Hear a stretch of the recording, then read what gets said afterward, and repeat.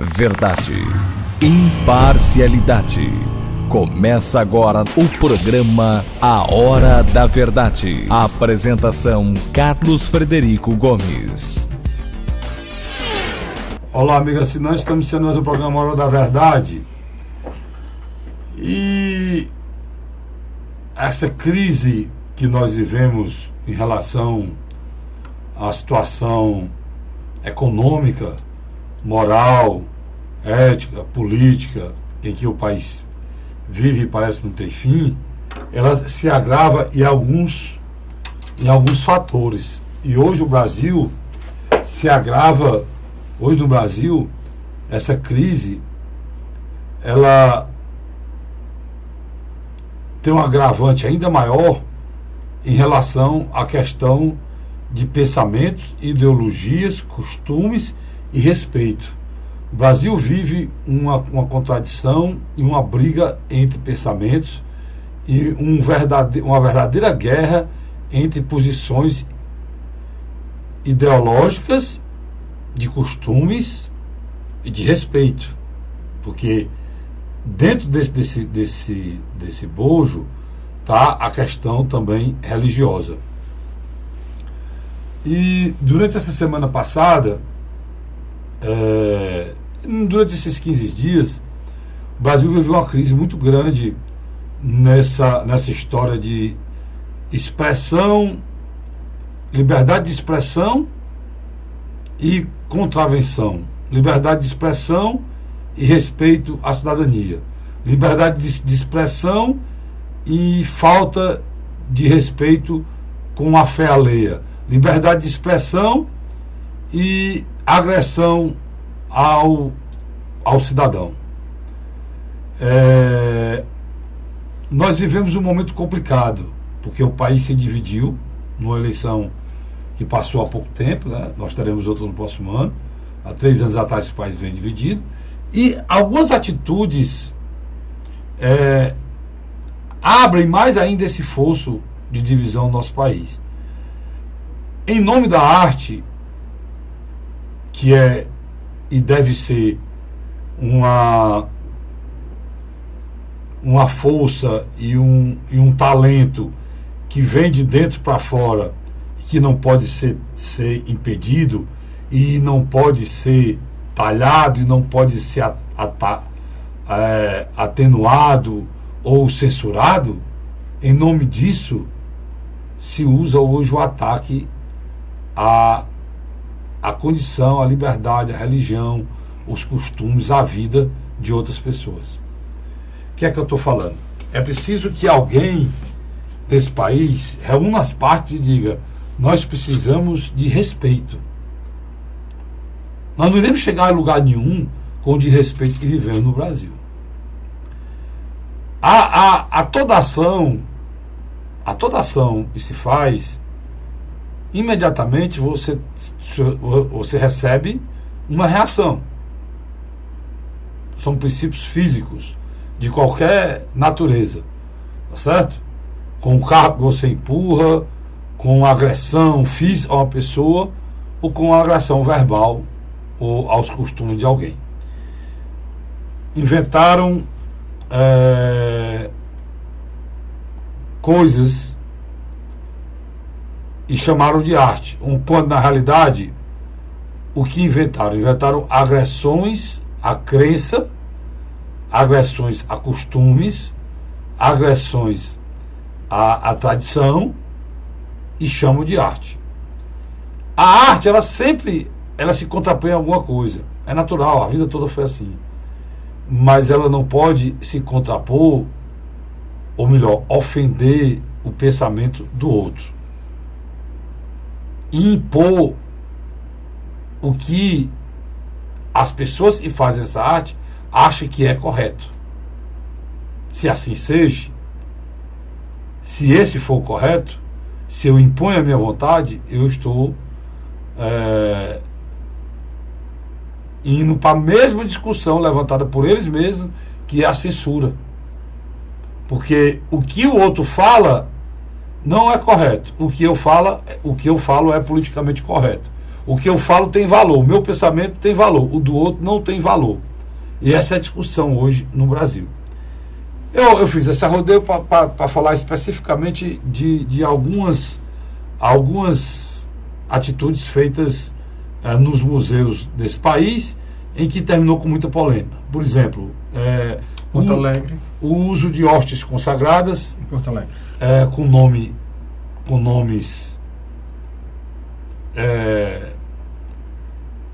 Vai no mais polêmico, que é com nomes que atingissem a sexualidade. a sexualidade junta com hostas consagradas. A questão de você pegar uma imagem de Nossa Senhora segurando um macaquinho. e segurando o macaco, mas tem um cidadão nu com Nossa Senhora entre as pernas passando num ralo e transformando a imagem de Nossa Senhora em pó. Até que esse ponto eu achei legal pro seguinte, porque com Nossa Senhora, que era a mãe de Jesus e era uma mulher extraordinária, é um ser humano normal, igual a mim, igual a você.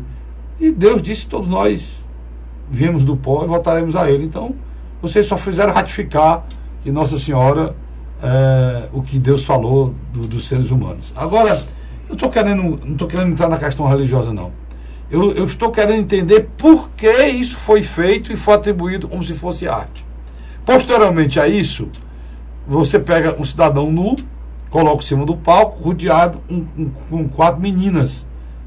Pior, 4 crianças. Eu já falei isso aqui semana retrasada.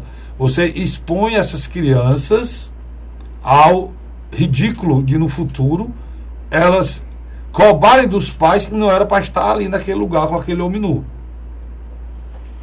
Por quê? Por que elas podem cobrar isso? Porque quando isso aconteceu, elas seguiram o que os pais disseram.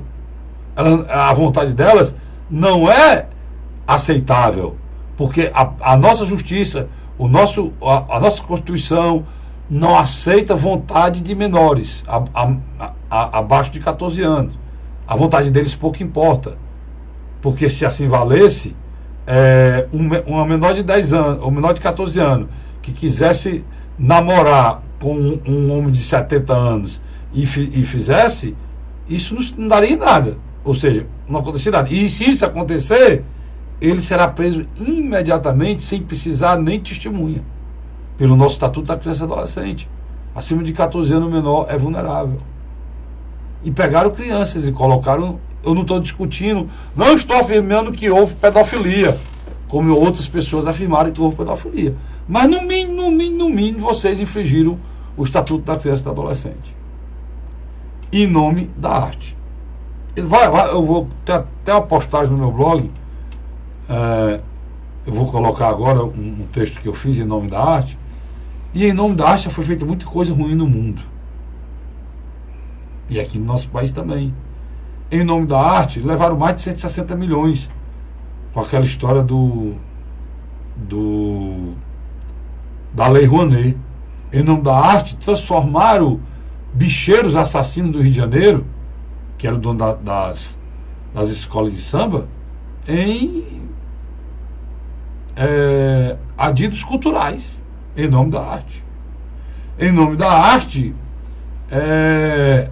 usam-se crianças, a história triste de crianças são exploradas. Em nome da arte, muita gente ganha dinheiro com a tragédia de crianças.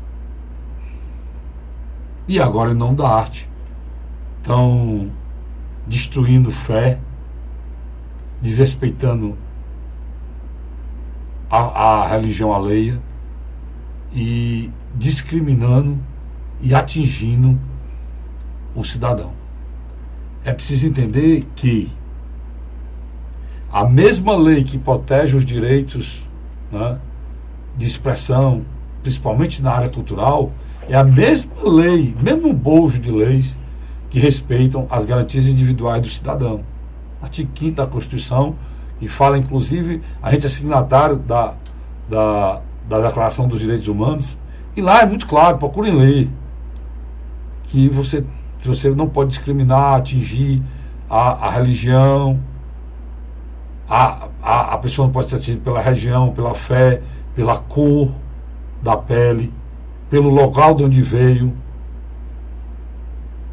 pela condição econômica do cidadão. E a religião é um dos fatos, e os senhores estão discriminando, atingindo e desrespeitando. Então, quando vocês falarem em respeito à expressão, à livre expressão, o direito à expressão, o direito sagrado da liberdade de imprensa, inclusive, e da liberdade de expressão, que é um direito sagrado, vocês têm que lembrar que esse direito é exercido dentro do mesmo contexto, tem que ter o respeito à dignidade humana, que aí inclui a religiosidade e a fé dos cidadãos brasileiros, que a mesma lei que protege vocês de fazerem e dizerem o que quiserem, é a mesma lei que faz com que vocês respeitem a fé e a religiosidade alheia, seja da Umbanda, da Quimbanda, do Espiritismo, do Protestantismo, da Igreja Católica. Não importa. A democracia e o nosso regime democrático de direito dá esse direito às pessoas. E o direito, para ele existir, ele precede de deveres. E vocês não estão entendendo isso. Estão partindo para cima e ferindo a ferro e a fogo, sem necessidade alguma, e falando em arte. Repito, em nome da arte, muitas pessoas já foram mortas no mundo. Pois em nome da arte eu peço aos senhores, e se afastem disso. Muitos dos senhores, não são todos, mas alguns, se escondem por trás da arte, se escondem por trás do manto da livre expressão da arte para fazer atividades pedófilas, de pedofilia, de uso de animais sexualmente, de atitudes que, dentro de uma visão normal, que não fosse por trás do manto da arte, vocês estariam presos. O que tem que se entender, que é necessário que vocês entendam, que o Estatuto da Criança está aí para ser respeitado. É o mesmo estatuto que defende bandido, é o mesmo. Bandido de 17 anos. E que vocês aí dizem que o ECA é bom. Mas agora, que ele está preocupado em proteger criança de 8, 9, 10 anos, que for imposta com um cidadão nu e filmado, e tirado foto e colocado para o Brasil todo, aí não. Para o Brasil não, para o mundo todo aí não. Aí o Estatuto da Criança não presta mais. Como é as coisas no nosso país, Luiz? O que presta é o que eu acho. O que eu não acho, não presta mais. Certo? Eu tinha que falar sobre isso aqui.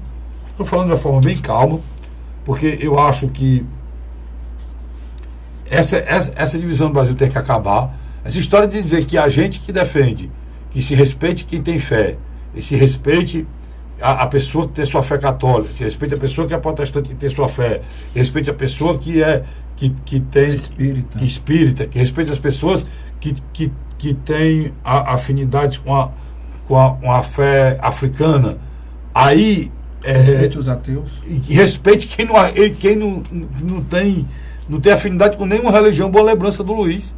Você não pode agredir uma pessoa por esse fato dela ser ateu. A exposição do Rio Grande do Sul em Porto Alegre, financiada pelo Santander, ela não só chocou, como os artistas e quem empreendeu aquela exposição não notou que temos hoje um novo ator social, as redes sociais. Antigamente, por exemplo... E a revolta deles era com as redes sociais. As redes sociais. A maneira como aquela exposição permitia que crianças que faziam o primário e o ginásio frequentassem, porque eu acredito que os próprios colégios não sabiam do que estava sendo exposto lá, não. Chocou. O que, Luiz? Só completando o seu raciocínio, é muito importante. Fazem uma exposição com cenas e com temáticas sexuais e com quadros sexuais, sem especificar nem o conteúdo ou explicar na entrada o que é que está exposto e a classificação, Luiz. Sem dúvida. Porque a televisão tem classificação, o teatro também tem que ter classificação, o cinema tem classificação, o museu, se vocês estão expondo coisas, no meu entender, obscenas, né? No entender de vocês, no meu entender, obsceno, no museu, vocês têm que avisar que as crianças não podem assistir aquilo. A maioridade me dá o direito de achar se uma coisa é bonita ou obscena, né? Me dá o direito de fazer a minha avaliação. O que eu acho obsceno, você pode achar bonito. E o que você acha bonito, eu posso achar obsceno. Setores da classe artística do Brasil não compreenderam um detalhe. O senso crítico do cidadão contribuinte brasileiro, em sua maioria, é conservadora. É conservadora. Luiz, mesmo ele não frequentando... Mas nós temos, Luiz, que discutir esse conceito de conservador. É conservar o que existiu, o que foi pré-estabelecido, ou simplesmente você tem uma convicção de um fato. Você pode me chamar conservador porque eu tenho uma convicção. Eu sou conservador porque, por exemplo, eu tenho fé. Aí de uma hora para outra, 5 pessoas ao redor de mim resolvem que não terão mais fé. Aí eu digo, não, eu continuo com a minha fé. Eu sou conservador por isso? Claro que não. Claro que não. É o que se coloca hoje. O cara vai para a Europa, ouve uma baboseira lá, traz para cá, aí várias pessoas incorporam o pensamento dele, aí essas pessoas estão de vanguarda. Eu achei uma imbecilidade, achei uma idiotice, achei uma molecagem, a gente faz coisa muito melhor aqui e não quero. Aí pronto, aqueles caras que foram, no meu entender, esse caminho imbecil, eu que não quis, eu sou conservador, Luiz? A base cultural do brasileiro é católica. Apesar de que as igrejas evangélicas, os centros espíritas... Não dá para separar a religião desse processo de conservador, não? Não dá. A religião sempre entra nesse processo de ser conservador, não? Não, mas o específico do caso de Porto Alegre, como ele tocava em imagens sacras, poxa, teve repulsa. Por exemplo, você pega a minha mãe, com 81 anos, quando ela viu a cena de Nossa Senhora segurando o macaquinho, ela ficou chateada. Por quê? Porque a imagem... Colocaram o macaco no lugar de Jesus Cristo, né? Sem necessidade. Então, vamos só partir para o princípio. Por que é, Luiz? E essa arte aqui não é feita assim, com um alcoron? Que provavelmente quem fez a arte... Por que vocês não fazem com alcoron? Por que vocês não... Com Moisés. Não, vocês não pegam símbolos muçulmanos. Sabe por quê, Luiz? Porque os muçulmanos não aceitariam. E a reação seria violenta. Mas é muito bom fazer sucesso, atingir, fazer zoada, o nome ser conhecido nacionalmente. Eu estou achando bom. Atingindo quem? Atingindo a população cristã, como o Luiz Lu colocou, a maioria da população católica, atinge Nossa Senhora, pega um cara nu, precisa um cara nu, já vai ralar a Nossa Senhora, uma imagem, cara, pois vocês não vão para... essas mesmas pessoas, Luiz. Você colocou uma coisa boa, o Ministério Público devia ter acompanhado isso também. Colocação de uma idade mínima para se frequentar. Classificação, cara. Classificação de idade. E outra coisa, na entrada, algumas pessoas explicaram, se você tem uma fé religiosa muito forte, você vai sair chocada. Qual é a arte você de escrever vagina numa hóstia consagrada? Qual é a arte? Você pode achar que a hóstia não vale nada, mas tem gente que tem um respeito por aquilo. Tem uma cena lá com um deus indiano, Shiva, que ele tem vários braços, aí nos vários braços tem um vibrador. Quer dizer, eu acho sem necessidade. Aí você atinge a fé de todos e não de quem? Isso é arte em quê? O que isso é arte? Agora, se eu chegar, presta atenção, como vocês estão completamente errados, vocês estão atingindo a fé. A fé. Se eu entrar num museu desse e quebrar uma peça dessa, vocês chamam de arte, vocês vão querer me prender, cara. É criminoso. Eles chamam de criminoso. Você está entendendo como vocês não... Eu estou falando diretamente para as pessoas que defendem isso. Pessoas que eu conheço de bem que tem coragem de se meter nessa coisa. Não se mete nisso não, pessoal. Não se mete nisso não, porque qualquer tipo de arte, seja que for, não atinge as pessoas diretamente. A crença, o que é caro para a pessoa. Isso não é arte, isso é provocação para o conflito. Não é, Luiz? É provocação para o conflito. Isso não é arte, não. Não tem nada de arte. Eu pegar o Deus indiano que tem várias, né?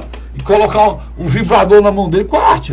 Qual é arte nisso? Qual é a arte nisso? Qual é a arte que tem um cara nu com um balde um ralador daquele de ralar espiga de milho, ralando Nossa Senhora. Vocês pensam que os caras, os católicos, não sabem que aquilo ali foi feito de gesso? Todos eles sabem que aquilo é feito de gesso, que é pó. Agora, vocês também não deviam nem assistir televisão, nem ver foto. Porque eu não estou na televisão que você está me vendo agora aqui. Pode chegar aí, você não vai pegar no meu rosto, não vai pegar na minha mão, mais nada. Mas você está me assistindo. A minha foto, que muitas vezes o filho meu está distante de mim, a foto que eu me lembrei do meu pai agora e chorei no dia de aniversário de morte dele, ou no dia de finado, aquilo não é meu pai, aquilo é pai de papel. Mas eu lembrei do meu pai. A imagem não é Nossa Senhora, mas é a lembrança para você rezar para ela. E para uma parte da população é algo muito sério. Então, isso é o quê? Isso não é você ser nem retrógrado, nem conservador, nem de vanguarda, não é ser nada disso não. E só é a questão de você ser racional. Racional, Luiz. A classe artística, durante essa semana, fez uma nota. Alguns atores fizeram gravações para o YouTube, para as redes sociais. Sabe o que aconteceu? Eu estou respondendo justamente isso. Sabe o que aconteceu, Carlos Frederico? A adesão mínima a favor deles. E eu estou respondendo justamente isso. Porque eles erraram, em vez de saber que erraram, os caras estão criticando o Santander, Luiz. Agora, eu estou escolhendo o Santander. O Santander não pode fazer isso, que o Santander recuou. O Santander recuou, porque o Santander vive de dinheiro, negado. 50 mil... E tem um bocado de gente que fechou a conta por conta da expulsão de vocês. A última contagem foi 50 mil. Hã? A última contagem é que o banco... Por exemplo, eu vou dizer aqui, tem um padre muito famoso aqui, que a minha esposa é católica, minha família é católica, tem um padre muito famoso aqui, que está todo mundo chateado, porque faz doação à entidade dele, que ajuda muito criança, é muito importante isso, tá? E o banco ele usa Santander. E eu acho que ele, como padre, não deveria estar usando Santander, depois do fato deles. E continuou. Né? Então, já tem gente reclamando do padre dele usar o Santander. Mas você vê até que ponto está chegando esse negócio. Agora, uma coisa interessante, muito importante. Os bispos da Igreja Católica, as principais lideranças evangélicas do Brasil, tudo unido. Tudo unido. O pastor, que é deputado federal, qual é o nome dele? O Feliciano. Márcio Feliciano é quem está espalhando um vídeo no Brasil todinho, dizendo que você, como católico, não pode aceitar isso. Um cidadão nu com a imagem de Nossa Senhora, ralando Nossa Senhora. O Magno Malta no Senado. O Magno Malta no Senado, que é pastor também, saiu em defesa do que fizeram com a fé católica.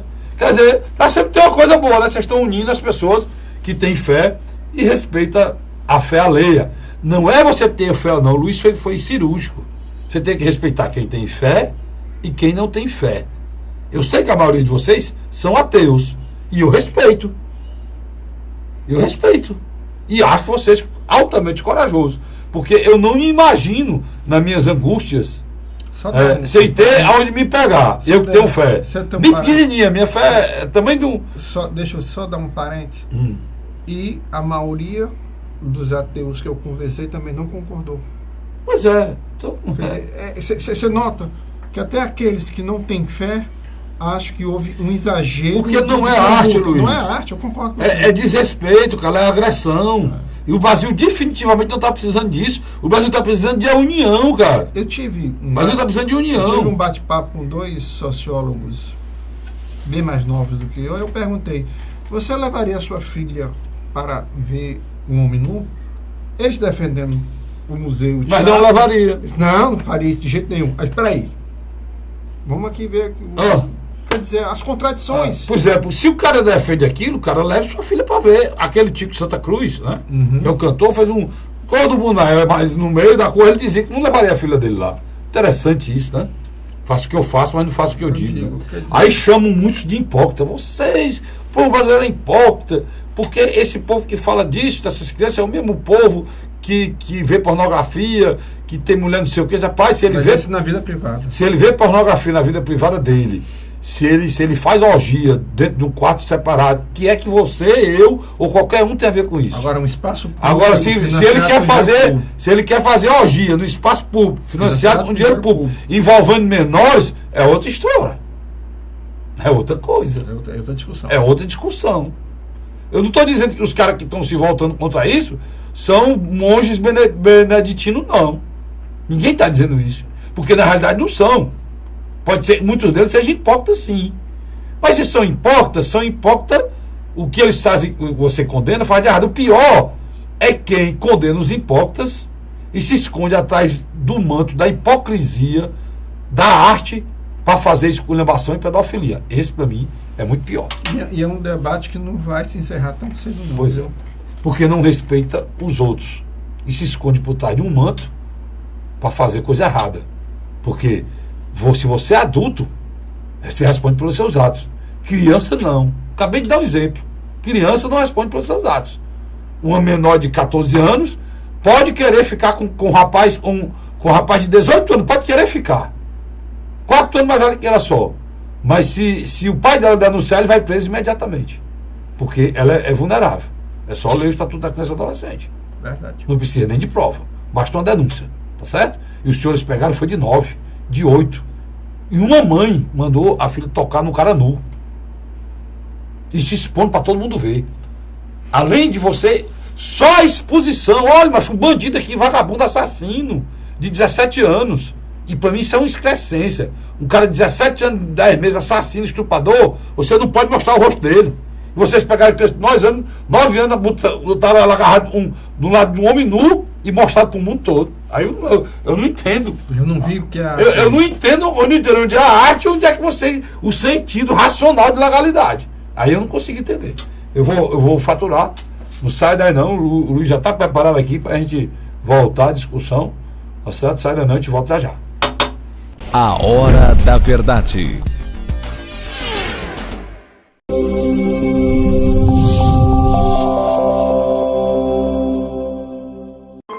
A Assembleia Legislativa começou a campanha Ceará Sem Drogas.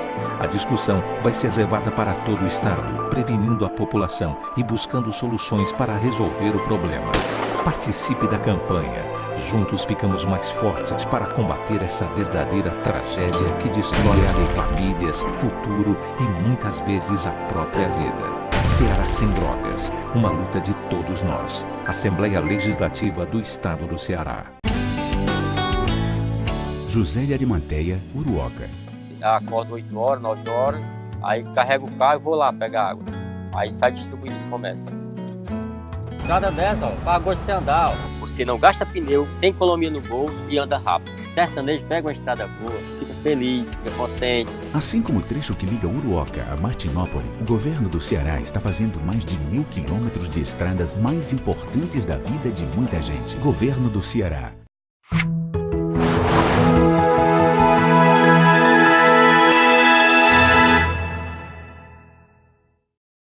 A Hora da Verdade.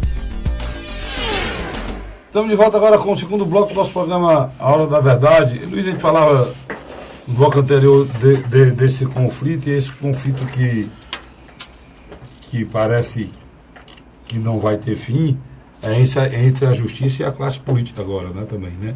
Além desse fosso, desse conflito social, de pensamento moral, amoral, da arte e enfim, dessa discussão de classes no Brasil, ainda tem esse agora que parece que não tem fim, que é esse conflito entre o judiciário e o executivo, entre o judiciário e o legislativo. E tem um outro conflito que nós vamos falar logo depois. O bloco Centrão, que dá apoio ao presidente Michel Temer, já comunicou ao presidente da Câmara, Rodrigo Maia, que poderá haver debandada. Se você olhar uma postagem minha lá atrás, há 2 meses atrás, no blog do CastroHenrique.blogspot.com, na época eu falava que podia não ser verdade, mas o senhor Rodrigo Maia estava de novo, né, ensaiando o golpe do golpe, né? E toda essa dificuldade que está aparecendo, aparentemente existe no Congresso, ela tem um desenho, ela tem um motivo, né? Ela tem acontecido devido a reuniões, né, que estão acontecendo do senhor Rodrigo Maia com a oposição ao governo Temer, né? leia-se aí Cátia Abreu, Renan Calheiros e muitos outros, né? Junto com ele. Então, está em curso o golpe do golpe também. Se vai conseguir ou não, acho difícil. Já disse aqui uma vez, né, Luiz? Vamos repetir, né? Eu não acreditava naquele tempo, continuo sem acreditar.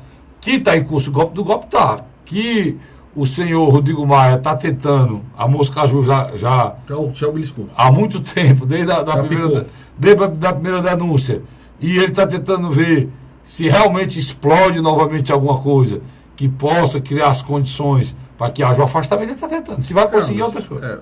Vamos voltar um pouco no tempo.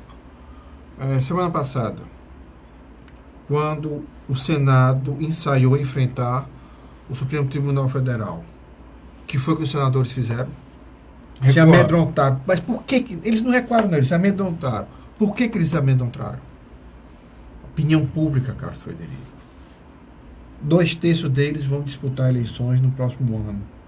Só que na Câmara Federal, não é 2/3 que vai disputar. É toda. É toda. Eu não sei, Luiz, porque a não ser que seja na rede social. Porque a sociedade civil brasileira está muito calada. Está muito passiva. Ela, por exemplo, o cidadão... Ela está estática. Né? O cidadão eleitor, ele não tem... tem... A não ser que seja nas redes sociais, mas o cidadão mesmo está parado. Está em casa, está assistindo tudo de camarote. Mas, de alguma maneira, a Câmara Federal e o Senado, eles trabalham com pesquisa qualitativa e quantitativa. Sem falar também que empresas privadas também cedem essas pesquisas a determinados parlamentares. Automaticamente cria-se entre eles uma opinião quase que de consenso. Michel Temer é um governo moribundo. Em todos os sentidos, Carlos Frederico. Eu acho que a história do Brasil nunca teve um governo tão ruim. Nem Sarney. Tão ruim. Nem Sarney, nem Collor. Mas ele tem uma característica muito terrível, que é ir em cima e prejudicar a vida da população mais pobre, mais miserável. Toda e qualquer atitude que ele toma, por isso que o Lula subiu nas pesquisas, por isso que o Lula está aí liderando as pesquisas, porque com tudo que aconteceu, com tudo de ruim, toda a corrupção, tudo que aconteceu no Brasil, que foi patrocinado e comandado pelo Lula, tudo isso, fica o cidadão mais pobre, fica... Saudosismo.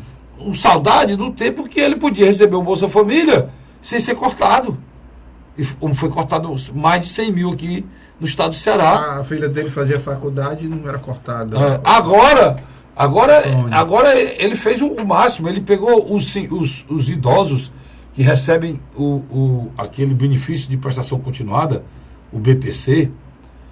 Quem recebe o BPC? Aqui o nosso assinante possa entender, Luiz. É o idoso que trabalhou a vida toda, mas nunca teve carteira assinada e nunca contribuiu para o INSS. E nem é da zona rural. Então esse está lascado, porque ele não tem nada. Então, no mínimo, ele trabalhou até 65 anos sem nada. Ele não se aposentou. Ele pronto. E ficou velho e não pode mais trabalhar. Aí existe o benefício, né, que é esse benefício de prestação continuada.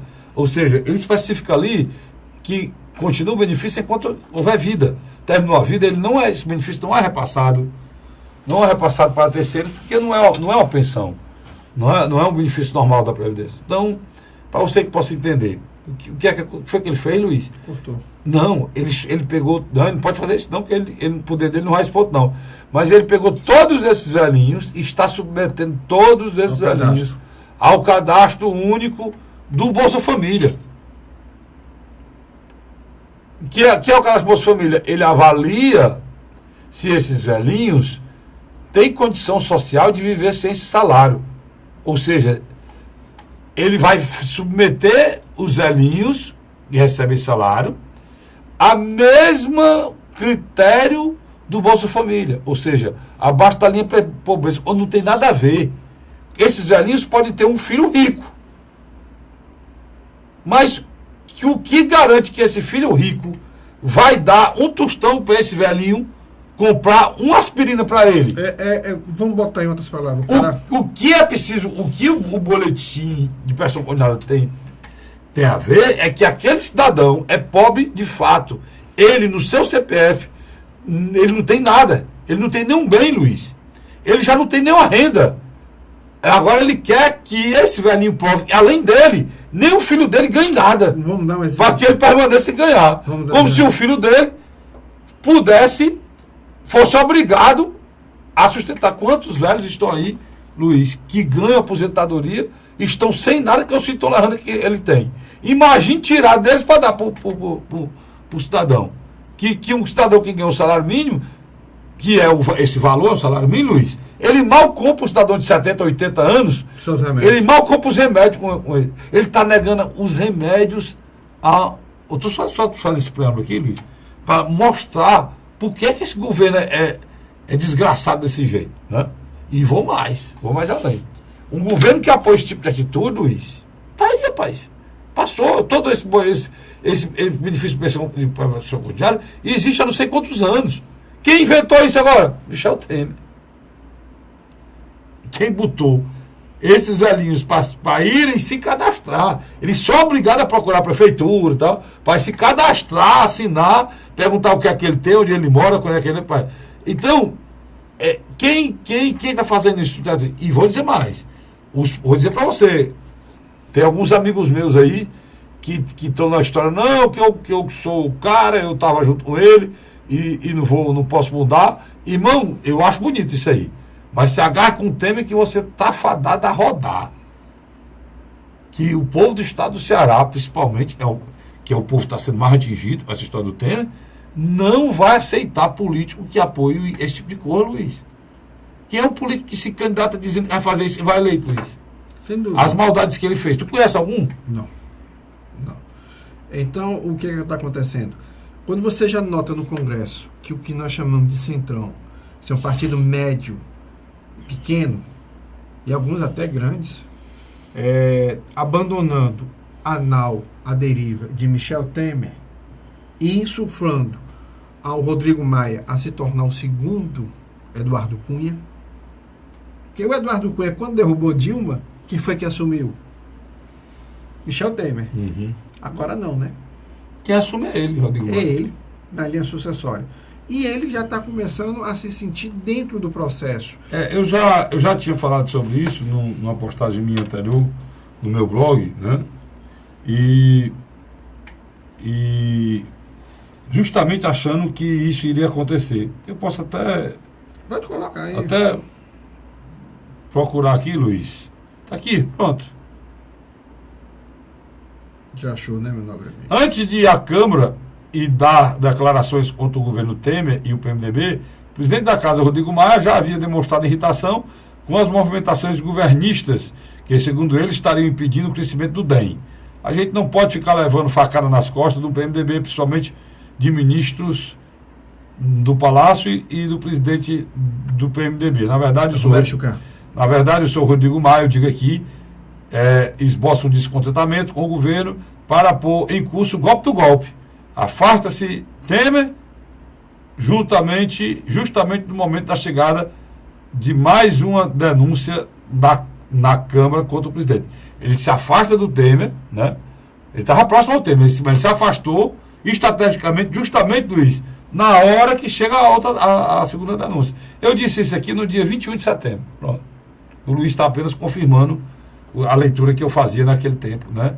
Do que poderia acontecer. Cara, Frederico, essa semana agora, a revista Veja trouxe na capa Jair Messias Bolsonaro e uma série de questionamentos sobre a capacidade dele de gerenciar uma nação. Plausível, até reconhecível, um bom texto, mas a verdade tem que ser dita.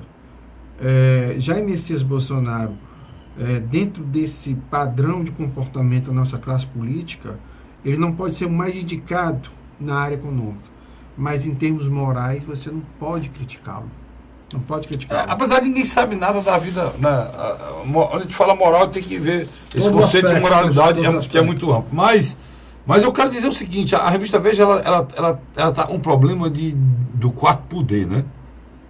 Ela acha que ela destrona, que ela tá com o mesmo problema da Globo, né?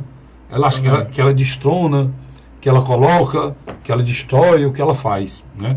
Uma vez eu disse para você aqui, e isso é conhecido no Brasil todo, eu admirava o presidenciável Ciro Gomes, dele manter 5 pontos percentuais, quase o mesmo tanto de 5 a 7 que o Alckmin tem, tendo contra ele toda a imprensa. E todo um histórico, né, de conflito. Por exemplo, o Ciro só é ouvido hoje, e sai na imprensa toda, se ele falar alguma coisa contra o Lula. É verdade.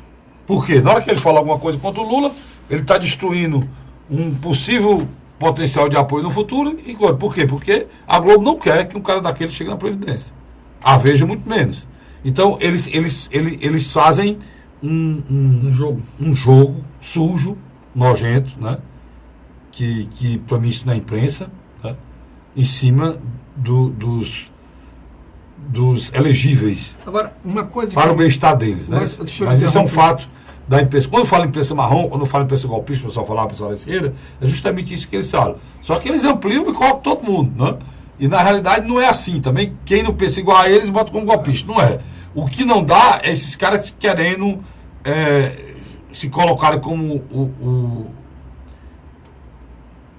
os arautos da dignidade, quando eles agem dessa forma nojenta, imunda, né, que é trabalhando só interesses pessoais das suas redações, da sua grana. Né? Agora, o que me chamou a atenção foi que eu esperava, com esse ataque da revista Veja ao Jair Bolsonaro, setores da sociedade pegarem carona. Não. Eu vi foi setores, tanto que sempre estiveram ao lado do Bolsonaro, que é a chamada hoje os grupos mais radicais de direita, e os grupos moderados também de centro-direita, que saíram em defesa do Bolsonaro. Isso, para mim, foi um ponto positivo para esse presidenciável. Do outro lado, ele foi beneficiado, porque foi uma semana horrível para o João Dória. O João Dória praticamente liquidou a pretensão dele presidenciável. Caiu nas pesquisas, foi desautorizado pela grande maioria do povo paulista. Aquilo que eu disse para você, Luiz. Ou não lembra? Eu sei que você dizia. Quantas vezes eu falei aqui, rapaz, como é que uma pessoa que começa a vida pública traindo o criador pode dizer que não é político? Como é que uma pessoa que foi eleita para gerenciar o terceiro maior orçamento de um país grande, continental como o Brasil, e essa pessoa, uns 6, 7, 8 meses, 9 meses de administração, não faz mais nada, a não ser viajar o Brasil, esquecer da administração dele atrás de voto para virar presidente. O paulista notou isso, né? Claro, cara. Os caras elegeram o cara para ser prefeito. Não vai pegar o dinheiro de São Paulo e colocar para ele virar presidente da República, não. Ele está usando o paulistano, o povo paulista, o dinheiro de São Paulo como trampolim para a ambição pessoal dele. Ele se tornou um político da pior espécie, que é o carreirista. Que nem a coragem de terminar o mandato para quem foi eleito, ele teve. Você se lembra que durante muito tempo acusaram o Ciro disso, né? Uhum. Só que o Ciro foi completamente diferente, a acusação é errada, mas sempre colocaram. É uma coisa que ele carregou durante um período. Porque ele foi eleito prefeito de Fortaleza, não terminou o mandato e foi para ser governador. Coisa que ele nunca buscou. O Tasso, da época, que não tinha nome, achou que o nome era o dele, confiava nele e colocou, ele foi. Ainda bem, né? Por sinal, com restrições de toda a família na época. E ainda bem, né? Porque o outro candidato era Sérgio Machado. Pronto, a pessoa... Maria. Você se lembra disso? O outro que seria candidato do Tasso, né? Na hora que lançaram o Ciro, puxaram o tapete do Tasso, né? Você está querendo dizer isso? Então, por aí vai. Então, o Alckmin praticamente garantiu a eleição do Dória. Para quem não sabe, não foi só para ser eleito na campanha, não. Foi do partido. Só fazer uma Foi um voto, foi, Luiz? Deixa eu só fazer... Foi um voto, não foi nas prévias? Mais ou menos isso. Deixa eu só fazer um entre aspas aqui. Quando Geraldo Alckmin se elegeu em 2014 para governador, ele só perdeu num município. Os municípios restantes, ele foi o mais votado. Quer dizer, Geraldo Alckmin vinha demonstrando que vinha acumulando capital político, entrou na disputa de São Paulo, tirou do colete o nome de João Dória. Só que o João Dória acreditou no marketing político eleitoral feito em torno dele. Ele achou que era ele o escolhido. Mas um farsante. Mas já que ele está falando de candidatura, eu postei 2 coisas novas no meu blog aqui, Luiz. Vou até ler aqui, tá aqui, ó. blogdocasofrederico.blogspot.com. Bem aqui atrás, onde vocês vê esse vermelhinho aqui, ó. O nosso programa, esse programa que você está assistindo, na hora que você apertar aqui, se assistir ele no próprio blog, o programa que está aqui hoje, que está aí na UA hoje, na TV Mais e nas outras várias outras TV que transmite aqui, um dia depois, ele já estará aqui, então você vai ver a notícia fresquinha, nova, porque no Brasil tem que ser assim, para dar velocidade. Então, no blog, você bota o blog do casofrederico.blogspot.com, você tem uma notícia aqui que eu estou vendo, vivenciando. O Supremo Tribunal Federal determinou que o empresário Eike Batista fique em casa durante as noites e os finais de semana e feriados. Com isso, o Eike fica livre de cumprir prisão domiciliar quando não pode sair de casa mesmo durante o dia. Acabou o faz de conta, né?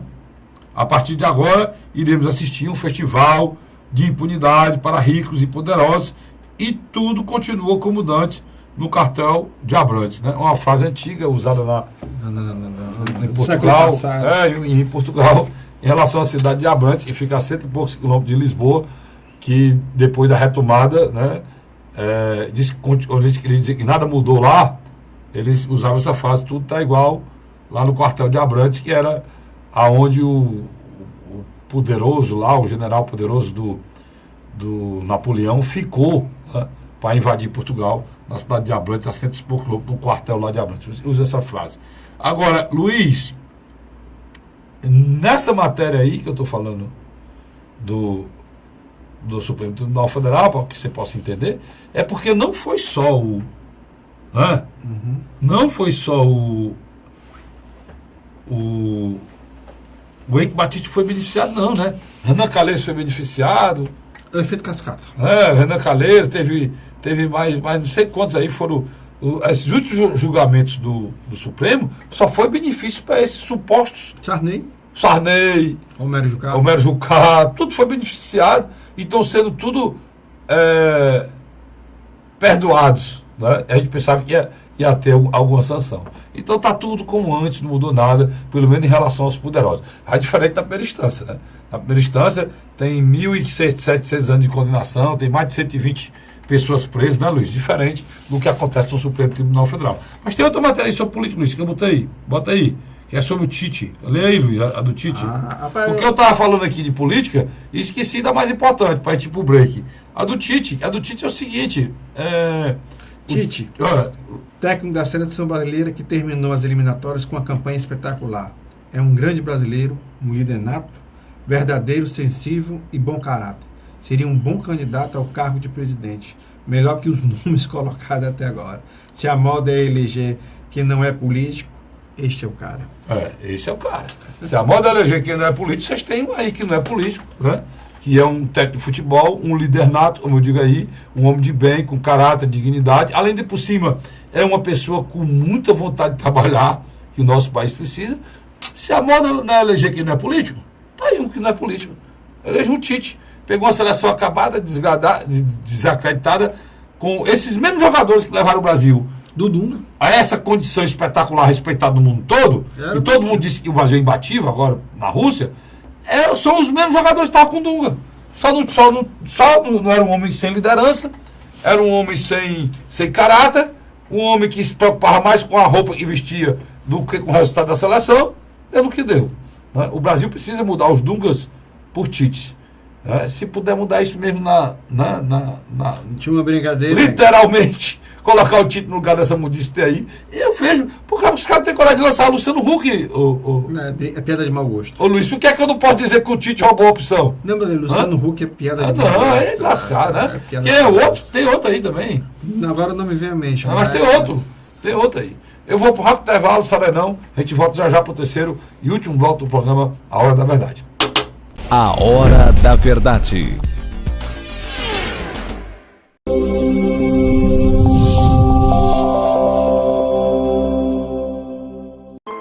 A Assembleia Legislativa começou a campanha Ceará Sem Drogas. A discussão vai ser levada para todo o estado, prevenindo a população e buscando soluções para resolver o problema. Participe da campanha. Juntos ficamos mais fortes para combater essa verdadeira tragédia que destrói famílias, futuro e muitas vezes a própria vida. Ceará sem drogas, uma luta de todos nós. Assembleia Legislativa do Estado do Ceará. José de Arimanteia, Uruoca. Acordo 8 horas, 9 horas, aí carrego o carro e vou lá pegar água. Aí sai distribuindo os comércios. Estrada dessa, ó, para gosto de você andar, ó. Você não gasta pneu, tem economia no bolso e anda rápido. Sertanejo pega uma estrada boa, fica feliz, fica contente. Assim como o trecho que liga Uruoca a Martinópole, o governo do Ceará está fazendo mais de 1.000 quilômetros de estradas mais importantes da vida de muita gente. Governo do Ceará.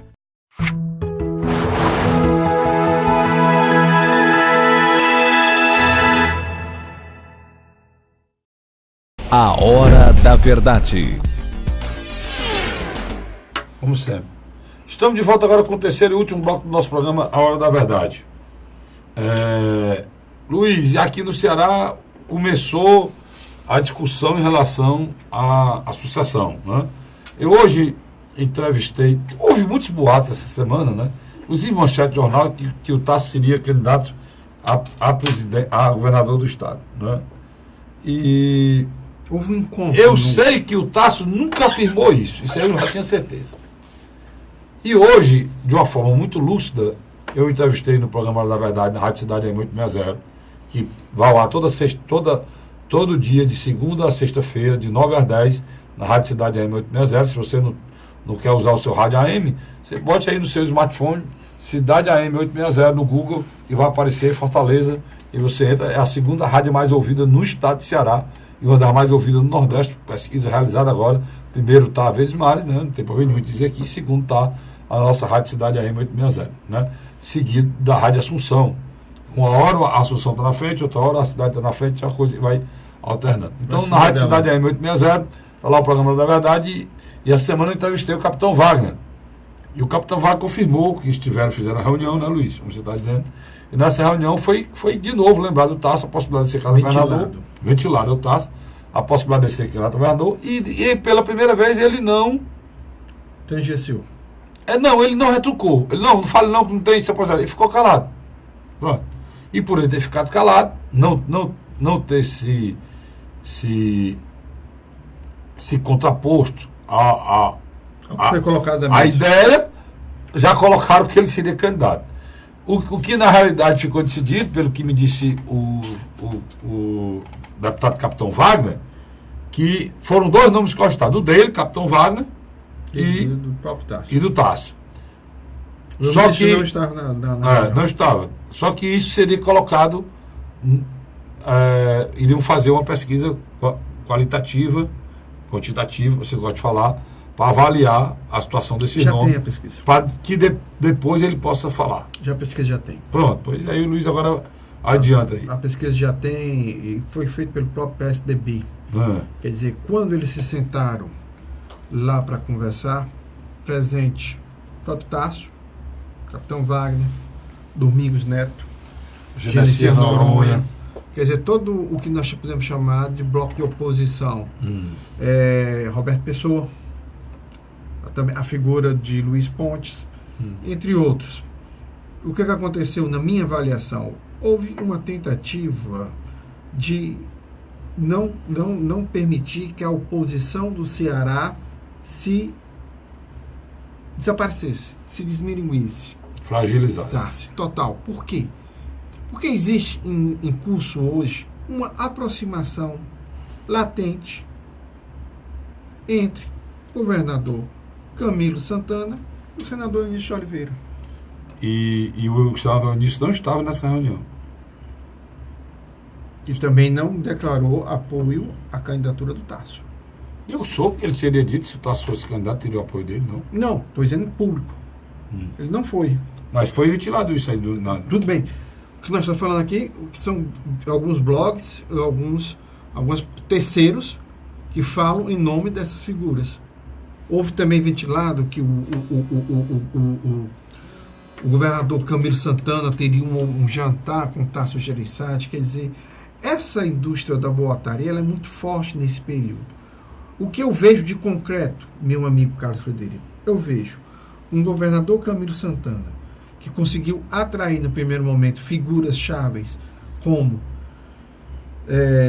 Tasso Gereissati, Lúcio Alcântara, nosso querido amigo deputado federal Danilo Forte, e agora trouxe o Eunício. Isso criou uma reação dentro da base aliada do mesmo. Como assim? O empresário Beto Student e presidente da FIEC notou que ficou cada vez mais distante o desejo dele de fazer parte da chapa de reeleição de Camilo Santana, ou como candidato a vice-governador, ou como candidato ao Senado. Por isso que eu acho que ele tentou abreviar a sua passagem à frente da Federação da Indústria do Estado do Ceará. Já desistiu, recuou.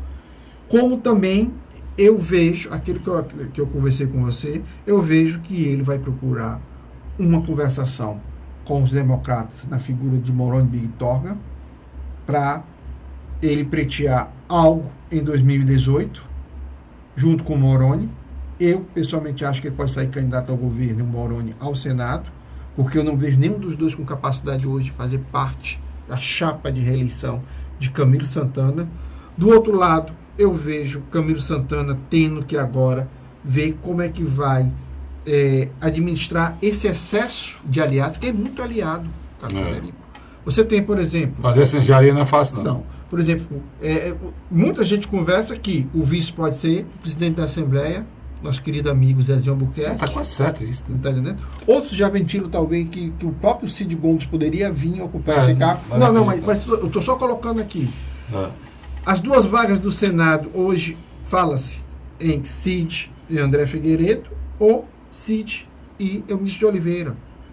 Quer dizer, você nota que não é fácil essa reengenharia. E tem um detalhe, ainda tem a figura do Tasso Gereissati, que poderia vir indicar alguém nessa chapa. Que isso também é fácil. Se o Tasso vier, aí já aquela história da vice do Zezinho já perde o sentido. Eu acho que, por exemplo... O Tasso, no mínimo, indicaria o vice do Zezinho, porque se o Eunício vier, vai para ser candidato à reeleição. Mas o Camilo tem uma carta... O vice do Camilo, né? O Camilo tem uma carta na manga, presidência da Assembleia. Mas essa carta para ser usada depois da eleição... mas já há um pré-acordo, né? Sai um pré-acordo. Entre deputados aí é complicado. Agora, eu vejo o seguinte, eu vejo figuras como Domingos Neto, que tem o seu pai, o ex-vice-governador Domingos Filho, Genesia Noronha, e entre outras lideranças, que vão procurar formar um novo bloco. Aí que eu acho que, se Beto Student vier, poderá ocupar esse espaço. Por quê? Porque, na minha avaliação, a reeleição de Camilo só depende dele. Mas eu não tenho dúvida, haverá uma chapa de oposição. Fica muito mais difícil com o Tasso candidato. Não, isso aí não tem a dúvida, e fica muito mais difícil. Mas o governador Camilo é um governador muito bem avaliado. Junto com ele, voltando à figura do Cid, a força no interior é muito grande, né? E tem outra coisa muito forte, esquecendo a prefeitura de Fortaleza, né? Agora, o Alberto Cláudio é o prefeito de Fortaleza e apoia essa chapa do jeito que ela vier. Deixa eu fazer uma pergunta. Então é muito, mesmo com o Tasso candidato, é muito complicado a gente dizer. Eu fazer uma pergunta bem objetiva. O modelo administrativo de Camilo Santana é mais parecido com o modelo de Tasso Gereissati ou de Cid Gomes? Eu vou pelo que disse Tasso Gereissati, né? A Gereissati viu o Camilo e disse que era um tucano direitinho, não tinha diferença nenhuma. Eu nunca vi um governador com jeito de tucano mais do que Camilo. Essa é a frase do Tasso Gereissati. Então a gente sabe disso, é até estranho o Tasso estar... Mas é muito cedo, né, Luiz? Então são movimentos, né, que se fazem sempre para iniciar um processo. Você colocou muito bem, você foi muito feliz, onde a oposição estava muito desgastada, estava muito pequena, e isso reacendeu, né, a chama de uma chapa de oposição. Porque eu não vejo mais aquele clima de 2014 e 2016. Cidismo e anticidismo. Não vejo. Carlos Frederico, não consigo mais ver isso. Esse acabou, o Camilo Santana, ele transcendeu. De uma forma muito hábil, ele acabou essa história, né? Ele foi muito hábil em relação a isso. Até mesmo aquela coisa aquela força enorme que quem era contra o Cid se figurava na figura do Capitão Wagner. Até isso foi destruído um pouco, né, também. Sem dúvida. Pela capacidade de entendimento, de organização, de racionalidade e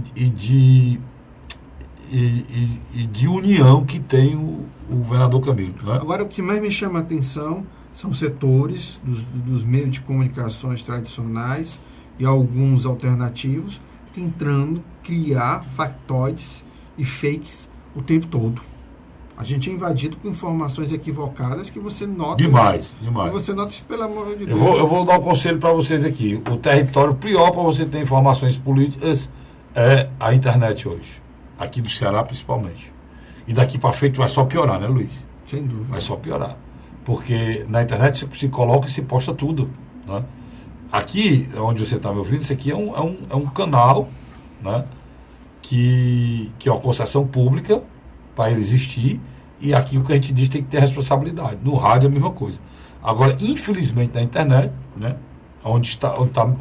procure bloco de pessoas que têm que trabalham em todas as áreas, né? Porque se trabalhar só no blog e dizer o que lhe importa, o que você quer, a sandice que você quer, falar as coisas tem gente que quer ser o rei da novidade, né, Luiz? Só que termina sendo. São notícias que trazem um impacto. Mas você vai ver, um dia depois vira água, porque é mentira. Né? Esse é o grande problema. Infelizmente, o telespectador, a gente não vai falar sobre a questão do Supremo Tribunal Federal. O Supremo Tribunal Federal, Luiz, o que a gente precisa falar de primeira instância do Supremo Tribunal Federal é essa questão desses julgamentos que eles estão fazendo. E nesses julgamentos, rapaz, eles estão praticamente tirando, por exemplo, Renan Calheiros foi praticamente absolvido daquele processo antigo que tinha dele. O Eike Batista, eu sei se você quer falar desse outro processo em relação... Não. Só quero dizer que eu acho que no nosso próximo programa, provavelmente a gente vai ter quase um bloco. A gente não teve tempo de falar do conflito Senado. Exatamente, isso eu quero dizer. Então, infelizmente, porque foi muitos assuntos. Você tem uma ideia, nós não falamos hoje da questão que envolveu o filho do Lula, porque não deu tempo. Nós não tivemos que já foi declarado, o próprio secretário de Saúde, o secretário de Segurança de São Paulo, já afastou o delegado e fez a diligência lá na casa do filho do Lula. Nós não tivemos tempo de falar do Tribunal de Contas da União, que o Tribunal de Contas da União tomou uma atitude que ninguém esperava. Ele bloqueou os bens, inclusive, da Dilma, do ex-presidente da Petrobras, o Gabrielli, e do próprio Palocci. Né? Bloqueou, não sei se eles vão recorrer, mas é uma atitude que pouca gente esperava, né? Agora, Carlos, só para encerrar. A Dilma transferiu o título para Minas Gerais? Ela não tem a janela aí, né, Luiz? Não sei, porque ela me parecia que ia ser candidato por Porto Alegre, Rio Grande do Sul. Então, o título dela é em Porto Alegre. Mas só que um governador de Minas Gerais poderia garantir uma eleição de federal para ela. Não, mas ela quer ir para Minas Gerais, porque Minas Gerais é Fernando Pimentel. É o Pimentel, o governador do PT, né? É uma possibilidade. Ela nasceu em Minas? Ou não? Agora, Carlos... Ela é gaúcha ou é mineira? Ela é mineira. É mineira. Mas a vida dela toda foi do Rio Grande do Sul, produtivo. Carlos, indiscutivelmente, o Camilo consegue tirar água de pedra, né?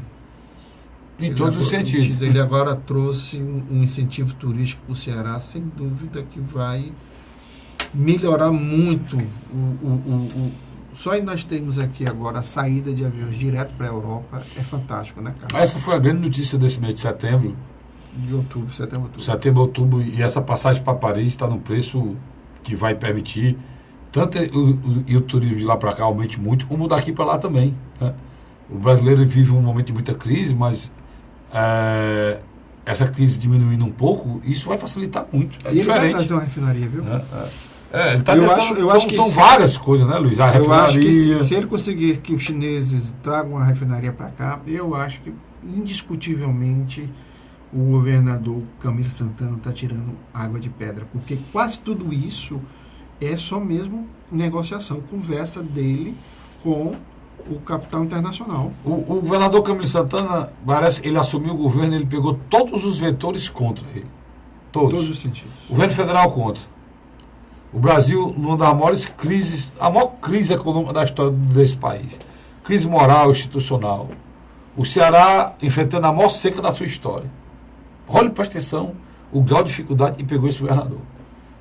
A maior seca da história, a maior crise econômica dos últimos dos últimos, acho, da República desse país, a maior crise institucional e moral desse país, e o mundo em graves problemas.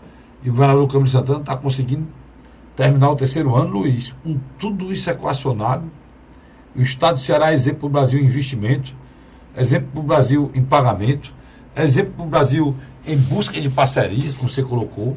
O que o Ceará cresceu aí nesse Porto do PC em relação a essa, meu nome, siderúrgica, porto da Holanda, e agora o Luiz lembrando o espetacular capacidade de trazer a refinaria aqui para o estado de Ceará, um investimento chinês. Quer dizer, a gente só pode bater palma e dizer o motivo que está batendo palma, Aí eu vou porque tinha tudo para ser contra. Só para finalizar, o modelo dele é muito mais parecido com o do Tássio. É. Até de trazer... E o mais importante é a capacidade de negociação do governador, né?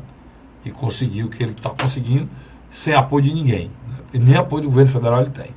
Tá certo, Luiz? Sem dúvida. Obrigado. Né? Obrigado pela Inclusive, atenção. cara, tem pleitos do governo estadual lá, da Prefeitura de Fortaleza lá, como a requalificação do centro, que está lá enganchado com questões políticas, prejudicando, né, a Prefeitura de Fortaleza e o governo do Estado. Né? Eu acho que nós vamos Ainda tem esse problema aí que eles enfrentam. Né? Será que nós vamos ter que fazer um programa de 2 horas? O presidente Salmito está nessa luta aí, no tempo que era secretário de Turismo, para liberar o recurso, para requalificar o centro. Não dá para a Prefeitura fazer uma obra hoje e desmanchar amanhã. Tem que esperar vir um recurso, que é uma obra imensa, grande, para fazer o que deve ser feito. E já está lá a liberação, só tá falta o governo federal fazer. A você, assinante, muito obrigado. Até a próxima semana, se Deus quiser. Até lá.